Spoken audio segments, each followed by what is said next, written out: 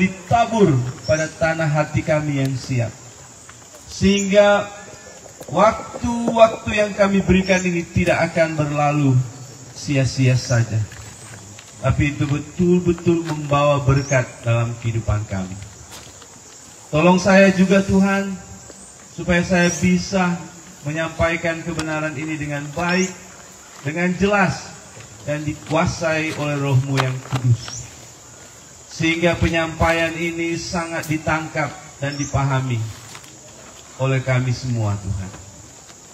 Biarlah tidak ada satu pun di antara kami yang tidak membawa berkat. Terima kasih Tuhan. Tolong cuacanya juga kalau boleh tidak terlalu panas sehingga kami bisa mendengar dengan baik. Tolong Tuhan supaya kami tidak diganggu. Tolong Tuhan. Terima kasih Tuhan. Tolong juga semua peralatan yang kami gunakan. Kami serahkan waktu ini ke dalam tangan-Mu saja. Di dalam nama Tuhan Yesus, domba Paskah yang sejati, kami alaskan doa ini sambil mengucap syukur. Amin. Amin. Oke. Ya. Jadi saudara-saudara, kita sudah melihat tadi malam ketika merujuk kepada peristiwa bersejarah, yaitu dikeluarkannya bangsa Israel dari perbudakan di Mesir. Ada tula terakhir ya, yang menyebabkan penguasa Mesir tidak mampu lagi menahan bangsa Israel.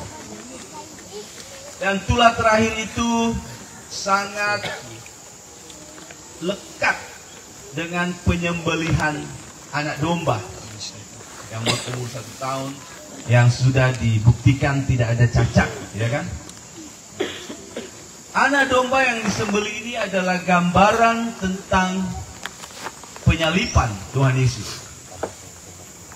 Jadi Paskah orang Yahudi adalah anak domba yang disembelih. Nah, kalau kita melihat anak domba itu ketika disembelih, apakah dia bisa bangkit? Hah? Apakah anak domba yang sudah disembelih, sudah dibunuh, bisa bangkit? Tidak kan? Kalau begitu, apakah cocok Paskah umat Yahudi dengan Paskah kita? Kita sudah buktikan Paskah kita berakar dari Paskah orang Yahudi. Sebenarnya Yesus datang untuk menggenapi pengharapan orang Yahudi. Tapi bangsa orang Yahudi banyak yang tidak mau percaya. Tapi banyak yang percaya juga, termasuk Petrus, Paulus, 3.000 orang itu orang-orang Yahudi.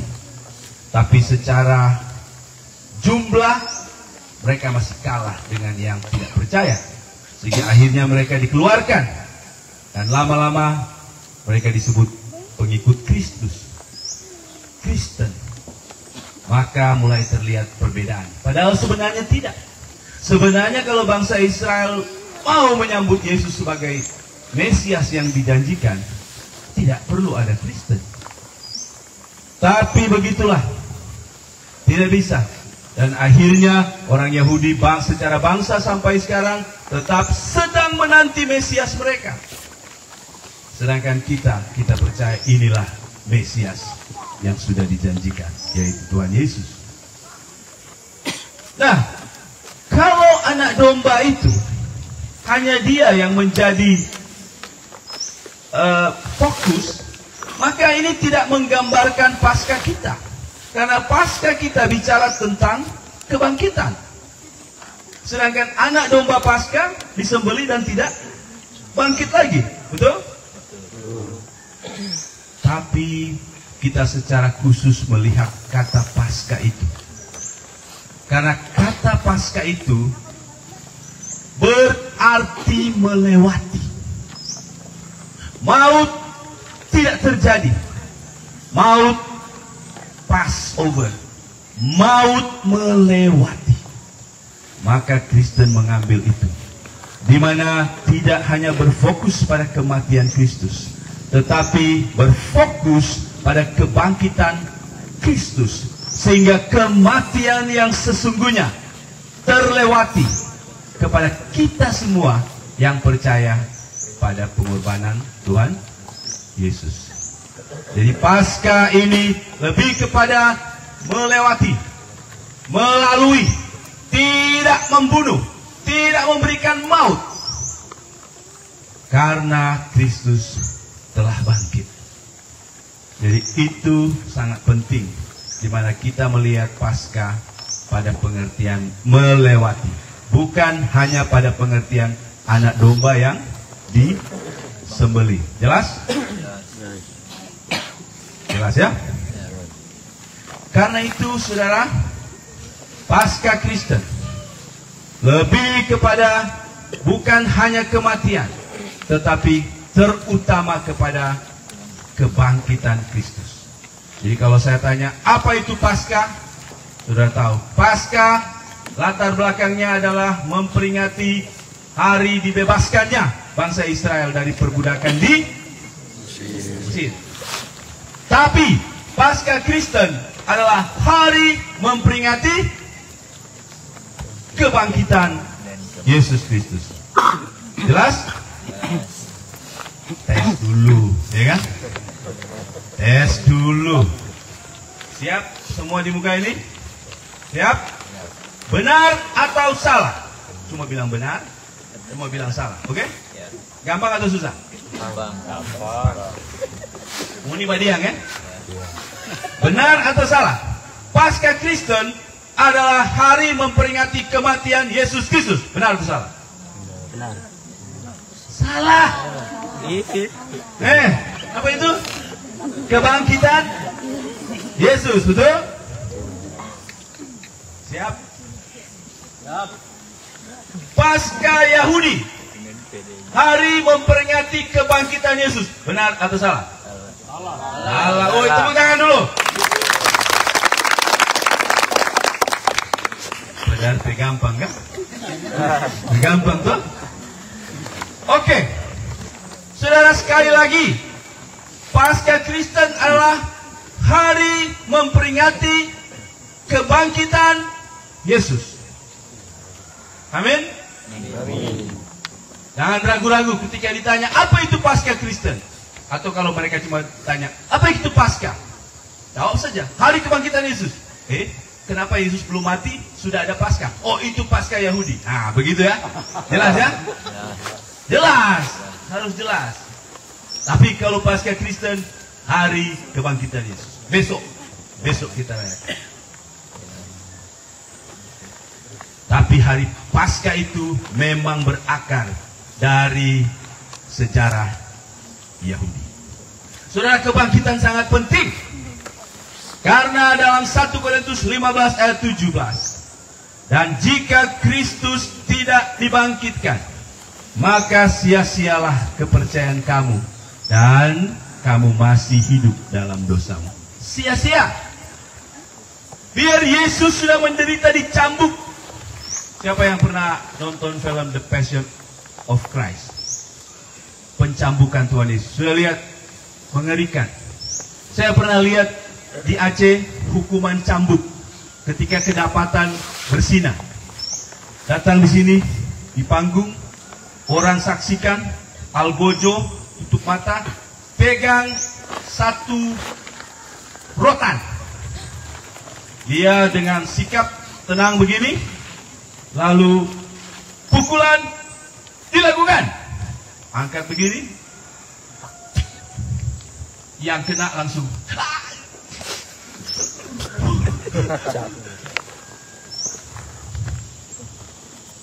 Pukulan kedua, pingsan.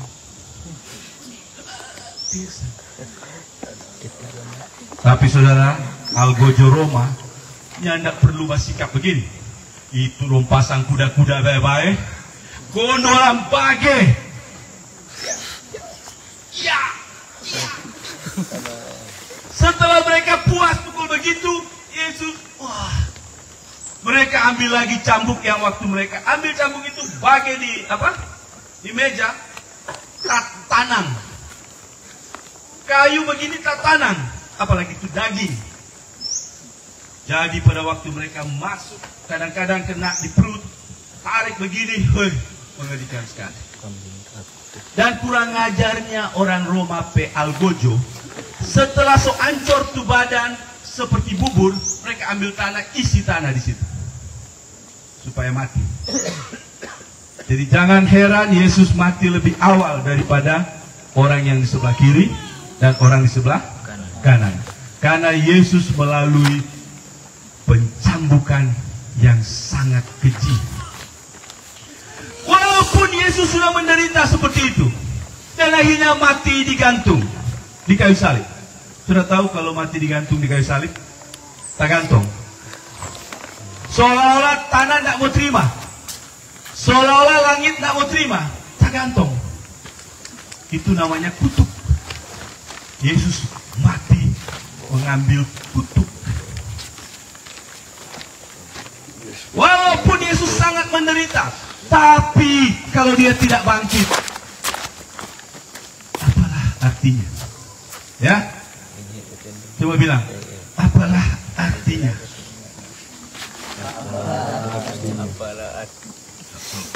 Satu, dua, tiga.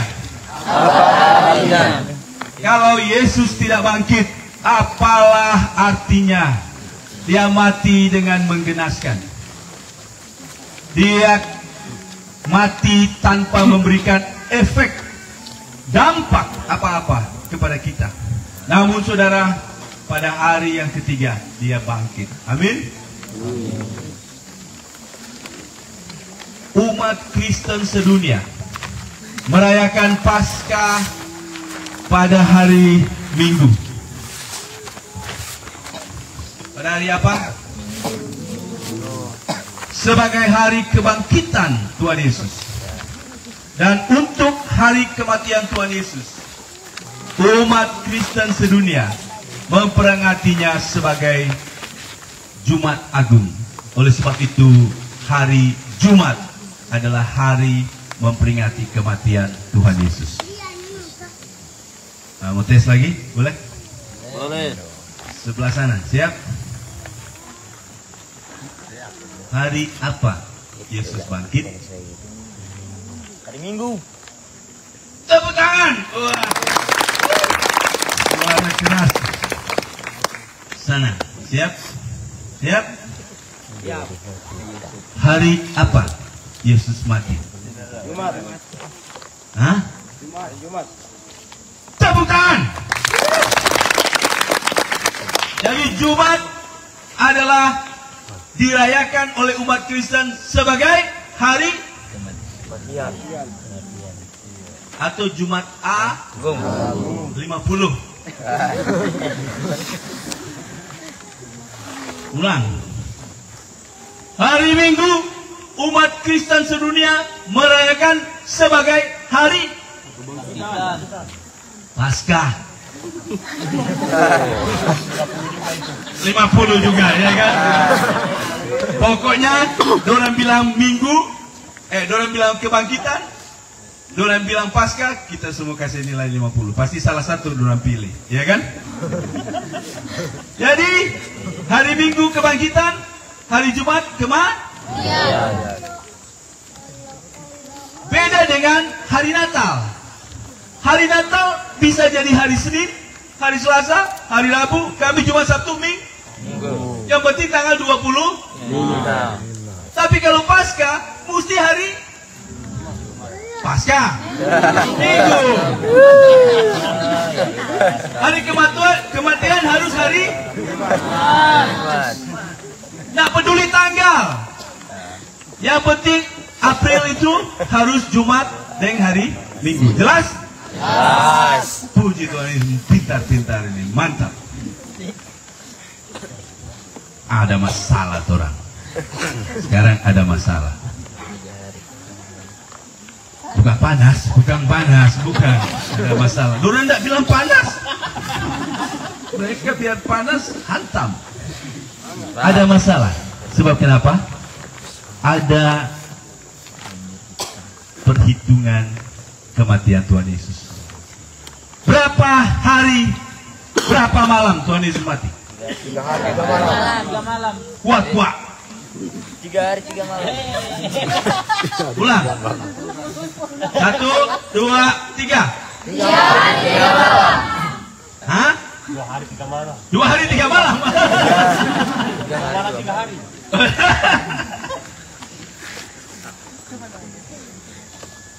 Tiga hari, 3 malam.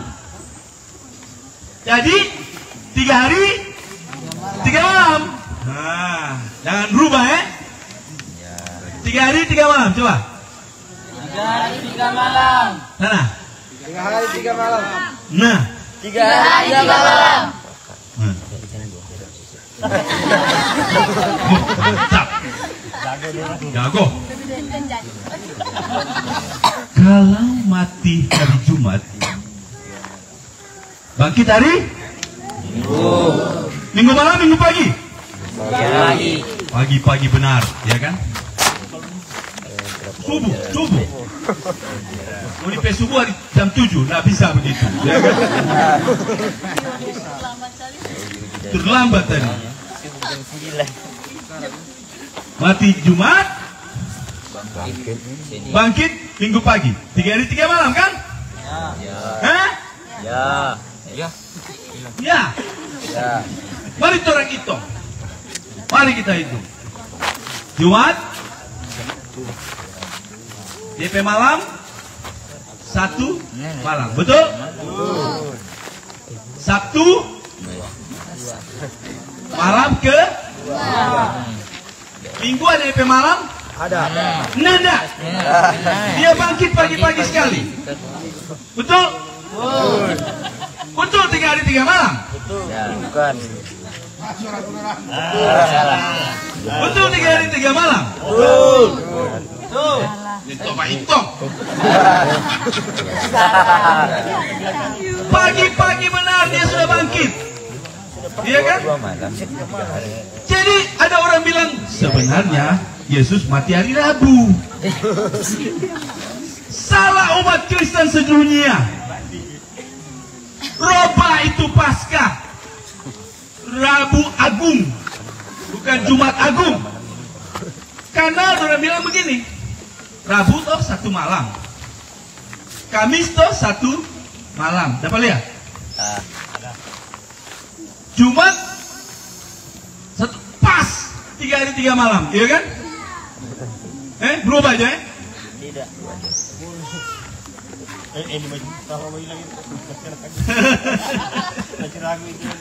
Bahkan ada orang juga mulai pikir-pikir juga, iya kan? Cuman masalahnya, kalau sampai kita robah, berarti kita tidak berakar pada bangsa Israel. Sedangkan kita sudah lihat bahwa Paskah ini berakar dari Israel, harus hari Jumat. Anak domba Paskah disembelih tanggal 14 bulan Abib atau Nisan. Jadi kalau sampai di Rabu, so salah besar. Aduh, gimana ini ya? Akhirnya ada pendapat seperti ini. Memang betul Jumat malam 1, Sabtu malam 1.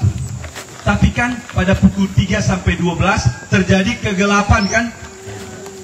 Itu 1 malam. Jadi dapat digambarkan seperti ini. Jumat jam 12 sampai jam 3, 1 malam. Jumat malam, 1 malam. Sabtu malam, 1 malam. Pas 3 malam. Tapi masalah 3 hari 3 malam berarti jam 12 sampai jam 3 cuma 3 jam. Mana ada 1 malam 3 jam? Ada? Mau nipe malam no itu? Tidak ada. Jadi ini sulit. Tapi benarkah Yesus pernah berkata 3 hari 3 malam? Benarkah Yesus pernah berkata dia akan dikuburkan 3 hari 3 malam? Benar? Mantap. Benar. Kali ini Andy benar. Tepuk tangan buat Andy. Ya. Di mana Yesus bilang itu? Wah. Di Alkitab loh. Di Alkitab nomor Yotora search.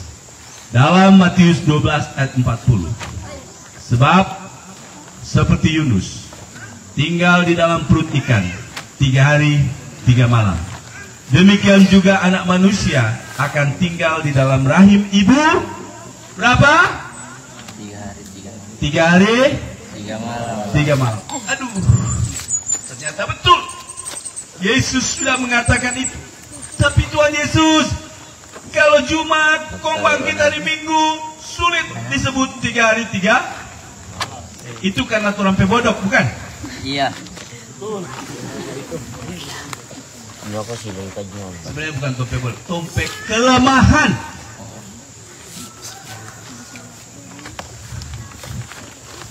Namun jangan beranjak dari kenyataan yang sangat penting bahwa memang Kristus seperti anak domba yang harus disembelih hari Jumat, ya, yang harus disembelih hari Jumat.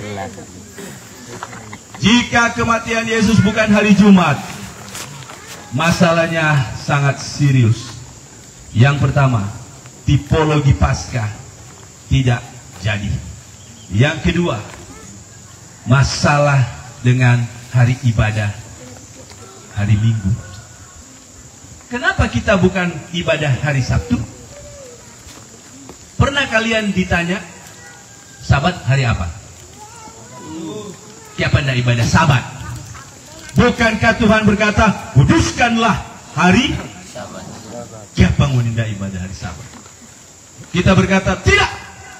Kita memang tahu Sabat hari Sabtu, dan Allah memang memerintahkan kuduskan hari Sabtu untuk mengingat ciptaan ini diciptakan oleh Allah. Amin. Tapi apalah artinya ciptaan ini kalau Yesus tidak bangkit? Kebangkitan memberikan harapan pada langit dan bumi baru. Amin. Oleh sebab itu, umat Kristen bukan merayakan hari Sabtu sebagai ibadahnya, tapi merayakan hari Minggu, hari Tuhan. Dia bangkit pada hari Minggu. Kebangkitan memberi harapan pada penciptaan langit dan bumi baru. Apa artinya langit dan bumi lama ini ketika Yesus tidak dibangkitkan? Betul? Oleh sebab itu kita melihat hari Minggu sangat istimewa, sangat luar biasa, sehingga kami beribadah menyembah Tuhan pada hari Minggu. Nah saudara, kalau seandainya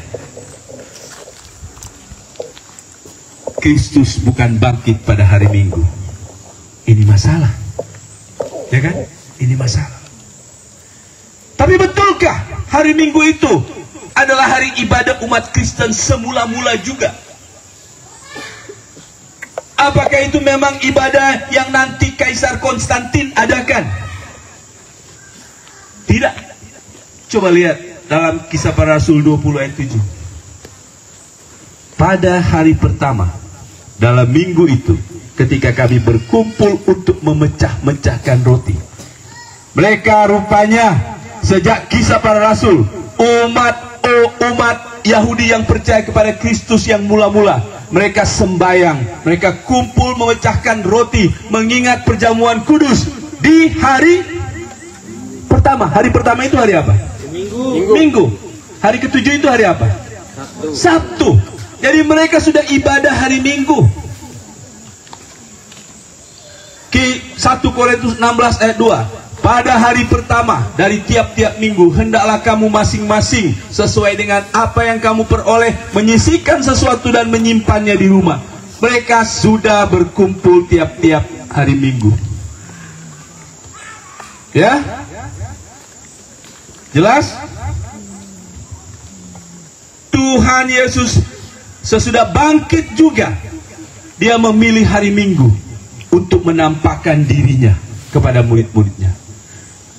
2 kali penampakan Yesus setelah kebangkitan, nyandak pilih hari Sabat. nyandak pilih hari Jumat, nyandak pilih hari Kamis, tapi pilih hari Minggu.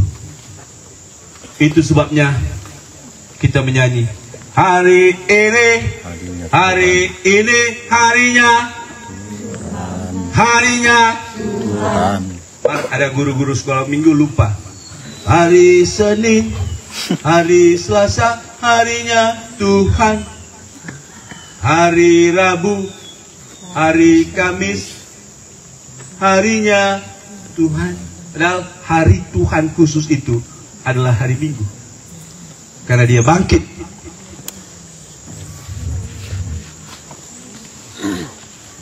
Inilah sebabnya kita beribadah pada hari Minggu. Yohanes 20 ayat 19. Ketika hari sudah malam pada hari itu, yaitu hari pertama, Yesus bangkit. Yesus menampakkan dirinya sesudah kebangkitan. Dia berkata, damai sejahtera bagi kamu. Itu hari pertama, yaitu hari Minggu. Yohanes 20 ayat 26. 8 hari kemudian. Nah, setelah hari ke-8, hari apa? Minggu. Sama dengan hari pertama, ya kan? Karena kan Senin hari Minggu hari pertama, kedua, ketiga, keempat, kelima, keenam, ketujuh, ke-8 balik ulang hari Minggu. Paham ya? Paham. Jadi saudara, umat Kristen tidak lagi beribadah pada hari Sabtu, Sabat. Karena kalau Sabat mengingat penciptaan segala sesuatu yang dilakukan oleh Allah. Sedangkan Minggu mengingat penebusan segala sesuatu. Jadi kita memang mengistimewakan hari Minggu. So itu Goni, jangan kerja, hari Senin so kerja, Selasa lagi kerja, Rabu lagi kerja, sampai Minggu pun Goni kerja. Wah, bukan main. Iya kan? Berikan satu hari. Bangsa Yahudi itu sampai kerja hari Sabtu, rajam dengan batu. Di sini ada pendeta, jemaat nak masuk gereja hari Minggu, apa? Rajam dengan kapas, ya. Doakan ya, doakan apa? Mendoakan supaya masuk minggu depan, ya. Jangan, cowok-cowok, cewek-cewek, jangan hari Senin TikTok terus. Selasa, Jumat, TikTok terus. Hari Minggu so lelah. Kasih hari untuk Tuhan. Setuju? Setuju. Amin. Tapi Pak Mike, kita belum selesai dengan 3 hari 3 malam, betul? Kong bagaimana dang itu? Iya kan? Betul? Betul? Sudah jawab? Lanjut. Bahas? Nggak mau? Mau. Coba lihat ini gambar. Aduh, yang nggak bisa lihat sayang sekali ya. Bisa lihat? Bisa. Siapa suruh jauh, ya kan? Oke. Hari Jumat dia mati pada jam 3. Berarti itu belum jam 6. Kalau belum jam 6, berarti jangan hitung hari Sabtu. Harus hitung hari Jumat. Berarti hari Jumat itu 1 malam bagi orang Yahudi. Jam 6 itu so hitung hari Sabtu. Karena hari Sabtu itu dihitung jam 6 hari Jumat semulai. Jadi itu disebut hari ke-2. Nah, hari ketiga, hari Minggu harus hitung jam 6 hari Sabtu. Berarti bisa lihat ini adalah ketiga, hari Ahad atau hari Minggu. Berarti 3 hari menurut hitungan orang Yahudi, bukan menurut hitungan orang kita. Kita kan jam kita mulai dari 00. Kalau mereka mulai dari jam 6. Jadi bagi mereka melihat bahwa Yesus mati jam 3, berarti itu hari Jumat. Yesus mati pas jam 6, itu hari Sabtu. Pas jam 6 sore hari Sabtu, itu hari Minggu. Berarti sudah 3 hari. Tapi tunggu dulu, mari hitung jam. Kalau mati jam 3 sampai jam 6, berarti 3 jam. Kalau hitung hari Sabtu, full 24 jam. Hari Minggu, cuman kira-kira 10 jam. Masih bukan 3 kali 24 jam. Masih bukan 3 kali 24 jam. Bagaimana ya? Nah, saudara, coba perhatikan ayat ini. Dalam 1 Korintus 15 ayat 4 bilang begini. Bahwa ia telah dikuburkan dan bahwa ia telah dibangkitkan pada hari yang ketiga sesuai dengan kitab suci. Jadi jatuh di mana ini? Kalau hari pertama, kedua, ketiga, keempat, kelima, keenam, ketujuh, jatuh di ketiga, betul? Ya kan? Karena dia bilang ia telah dibangkitkan pada hari yang ketiga. Berarti kita centang hari ketiga. Setuju? Situ dia. Tapi lihat ayat ini. Markus 8 ayat 31. Kemudian mulailah Yesus mengajar kepada mereka bahwa anak manusia harus menanggung banyak penderitaan dan ditolak oleh tua-tua, imam-imam kepala dan ahli-ahli Taurat, lalu dibunuh dan bangkit sesudah 3 hari. Di mana dia? Taruh di mana? Sesudah 3 hari. 1 hari, 2 hari, 3 hari. Sesudah 3 hari berarti hari keempat. Sini kan? Setuju? Oke. Matius 12 ayat 40. Sebab seperti Yunus tinggal di dalam perut ikan 3 hari 3 malam, demikian juga anak manusia akan tinggal di dalam rahim bumi 3 hari 3 malam. Berarti tinggal di rahim bumi 3 hari 3 malam. Berarti di mana dia bangkit?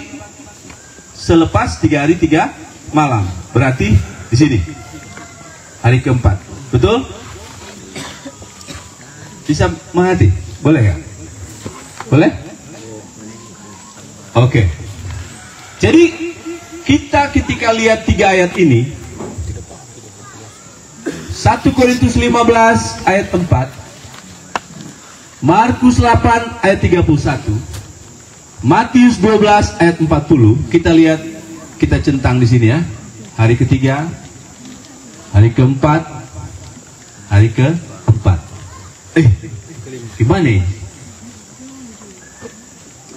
Lalu saya juga kasih lagi ayat berikutnya.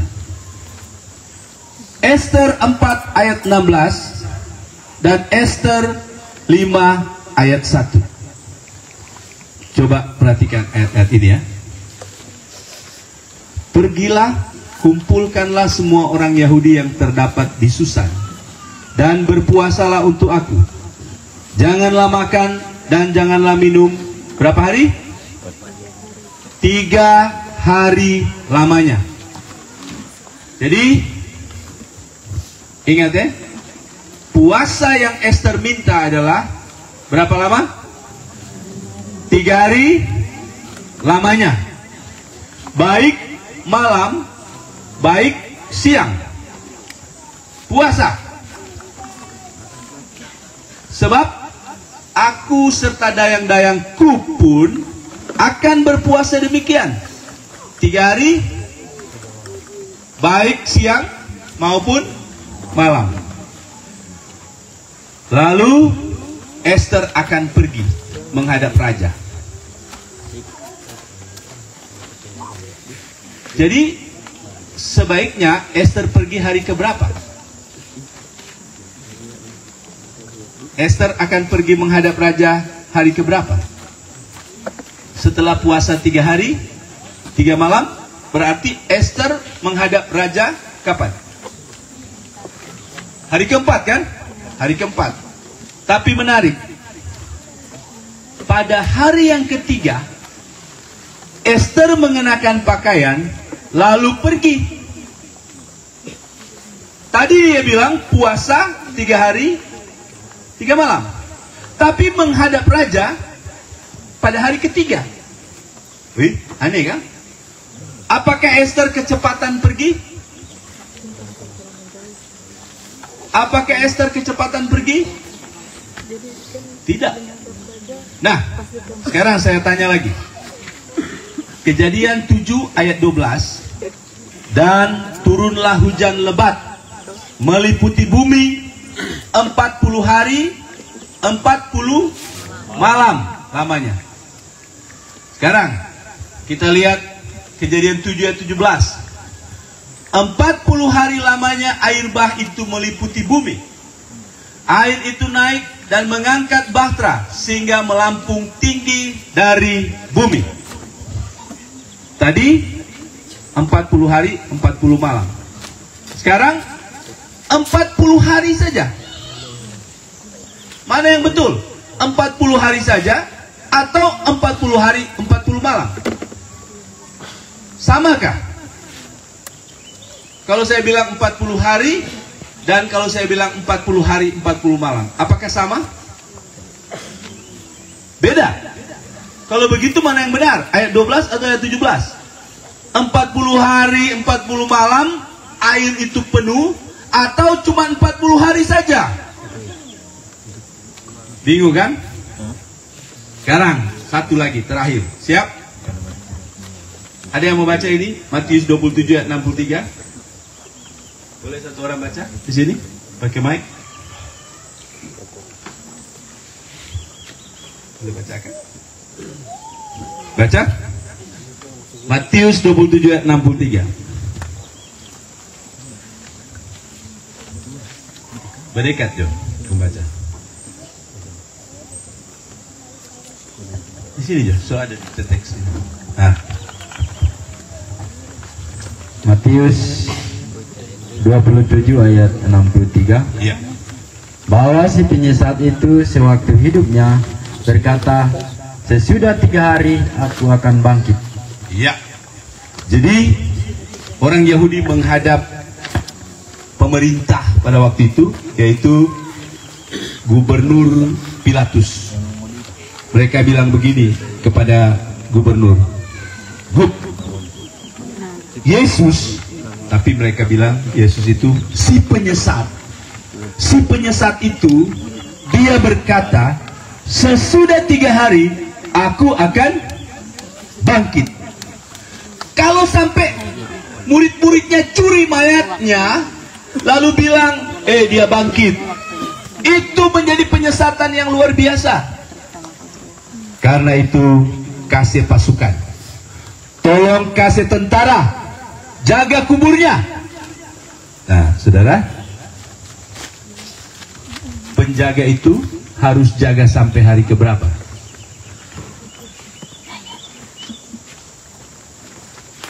Bilang kuat. Sampai hari keberapa? Pakai itu. Hari keempat.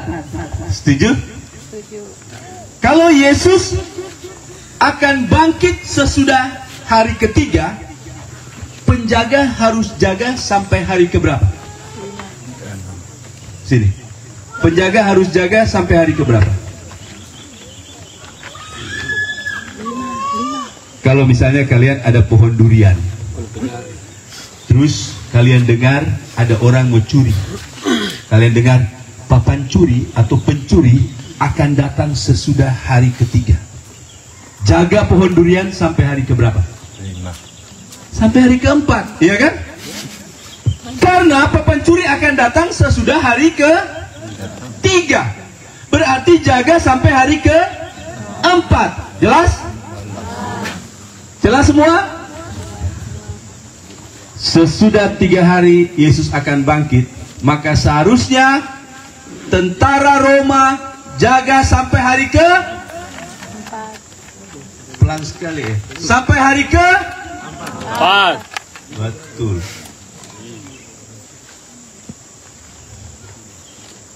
Kita lihat Matius Matius 27 ayat 64. Baca ulang. Matius 27 ayat 64. Karena itu perintahkanlah untuk menjaga kubur itu sampai hari yang ketiga. Iya. Jikalau tidak, murid-muridnya mungkin datang untuk mencuri dia, lalu mengatakan kepada rakyat, ia telah bangkit dari antara orang mati, sehingga penyesatan yang terakhir akan lebih buruk akibatnya daripada yang pertama. Kalau Yesus akan bangkit sesudah hari ketiga, jaga sampai hari ke-4. Tapi dorang minta apa? Mereka minta apa? Jaga sampai hari ke-3. Aneh. Yesus belum dicuri kalau begitu. Penjagaan sudah selesai sampai hari ketiga. Bagaimana ini? Apakah mereka salah menghitung? Mereka bilang sesudah 3 hari dia akan bangkit. Itu sebabnya jaga sampai hari ketiga. Wah, aneh. Akhirnya saudara kita mengerti, ini adalah masalah budaya. Ternyata orang Yahudi sebutan 3 hari dan 3 malam, sebutan sesudah 3 hari, sebutan pada hari ketiga adalah artinya apa?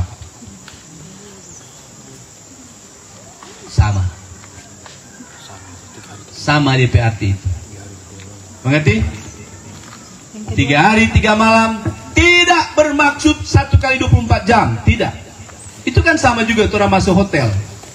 Ada yang pernah masuk hotel atau penginapan? Misalnya kalian masuk penginapan jam 5 pagi. Ngoni mesti check out jam berapa? Jam 12 so mesti check out kan? Ngoni marah sama tukang hotel. Jam 5 kita masuk, belum 24 jam. Kenapa mau tagih 1 malam? Boleh begitu? Mereka bilang, kita tidak menghitung 1 kali 24 jam. Jadi saudara, ini karena kelemahan kita yang tidak mengerti budaya orang Yahudi, sehingga kita pikir salah. Tidak. Memang betul 3 hari 3 malam ketika Yesus bicara anak manusia akan di rahim bumi, itu tidak bermaksud 1 kali 24 jam. Itu bermaksud penghitungan waktu orang Yahudi. Yang penting hari Jumat sudah mati, itu dihitung 1 hari 1 malam. Hari Sabtu sudah mati, itu dihitung 1 hari 1 malam. Hari Minggu walaupun bangkit pagi-pagi, itu disebut 1 hari 1 malam. Berarti 3 hari 3 malam. 3 hari 3 malam bisa disebut sesudah 3 hari. 3 hari 3 malam bisa disebut 3 hari. 3 hari 3 malam bisa disebut 3 hari 3 malam. Ini sebutan-sebutan yang dimengerti oleh orang Yahudi. Oleh sebab itu tidak salah. Memang Yesus tidak salah ketika mengatakan anak manusia di rahim bumi 3 hari 3 malam. Jelas? Amin. Amin. Jangan kalah ketika mereka ngoni nentau baitong. Kita bilang ngoni yang nentau budaya. Kalau baitong gampang, anak kelas 2 juga tahu. Mar ini cerdas, ini melampaui pengertian kalian. Paham? Kita betul-betul tidak keliru. Kita betul-betul tepat. Karena itu sekali lagi dibuktikan karya kematian dan kebangkitan Yesus memiliki kesamaan dengan Paskah orang Yahudi. Karya Kristus berakar pada apa yang tertulis dalam perjanjian lama. Saudara, dalam teologi, siapa tahu ada di antara kalian masuk sekolah teologi ya, ada istilah yang disebut tipologi. Apa? Tipologi. Sama-sama. 1, 2, 3. Apa? Tipologi. Ulang kuat-kuat. 1, 2, 3. Tipologi. Tipologi. Itu ada tipe dan antitipe. Apa? Tipe. Antitipe. Laki-laki bilang tipe, perempuan bilang antitipe. 1, 2, 3. Tipe. Antitipe. Kuat sedikit. 1, 2, 3. Tipe. Antitipe. Ah, itu dia. Mantap. Tipe adalah gambaran, sedangkan antitipe penggenapan. Jelas? Misalnya Adam dan Kristus. Adam tipe, Kristus antitipe. Roma 5:14. Adam manusia pertama, Kristus manusia terakhir. Adam membawa kematian karena dosa, Kristus membawa kehidupan karena kebenaran. Anak domba Paskah dan Tuhan Yesus. Anak domba Paskah adalah Tuhan Yesus. enggak, kita bicara tentang tipe dan antitipe. Anak domba adalah tipe atau antitipe? Tipe. 100 tambah 150 ya. Tipe. Tuhan Yesus adalah mantap. Keluaran 12, domba tanpa cacat dikorbankan agar murka Allah tidak menimpa. Yohanes 1:29. Lihatlah anak domba Allah yang menghapus dosa dunia. 1 Korintus 5:7. Kristus adalah domba Paskah kita. Jadi anak domba Paskah orang Yahudi adalah tipe atau antitipe? Tipe. Tipe. Kristus tipe atau antitipe? Antitipe. Antitipe. Mantap. Terakhir, Kristus adalah penggenapan korban Paskah.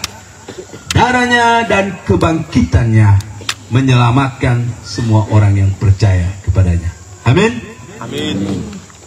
Wih, mantap.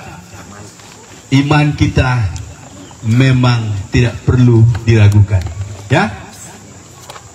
Jangan orang tanya, Kristen atau bukan? Apa? Malu-malu. Kristen atau bukan? Kristen. Ya, sama-sama. Kristen. Yo, ulang 1, 2, 3. Kristen. Ya, mantap sekali. Sini. Kristen. Hah? Apa? Orang bilang, kan 3 hari 3 malam. Ngoninin toba itu. Ya kan? Mari belajar. Ajari mereka, ya kan?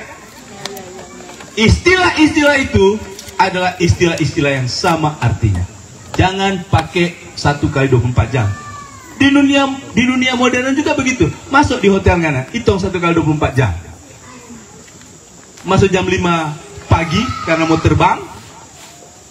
Keluar jam 7 pagi. Lalu bilang, kurang ya. Ini bukan 1 hari 1 malam ya. Hotel bilang apa? Iyo, kalau dia gila, ya kan? Kalau dia waras, dia bilang, aduh, mana boleh. Nggak bisa. Harus bayar 1 hari full. Oke, saudara-saudara, sampai di sini. Nanti sebentar kita akan lihat lagi. Kita sudah lihat secara historis, kita sudah lihat secara teologis, dan nanti malam kita akan lihat apa jawaban kalian dari pengharapan yang jelas ini. Amin. Doakan supaya semua sehat. Jangan ada yang jalan-jalan, supaya kalian bisa menikmati materi-materi seterusnya. Mari kita berdoa. Bapa di surga, kami bersyukur pada pagi ini kami boleh kembali dikuatkan tentang bukti-bukti yang nyata bahwa Engkau Allah yang tidak pernah salah, Allah yang tepat, Allah yang layak diserahkan seluruh hidup kepadamu, sehingga kami boleh hidup dalam tangan-Mu. Terpujilah nama-Mu Tuhan. Di momen-momen di mana kami memperingati hari Paskah, kami boleh terus diteguhkan bahwa Engkau Tuhan dan Juru Selamat satu-satunya di kolong langit ini. Kami bersyukur kami ada di tangan-Mu. Terima kasih Tuhan. Inilah doa kami. Di dalam nama Yesus kami berdoa dan mengucap syukur. Amin.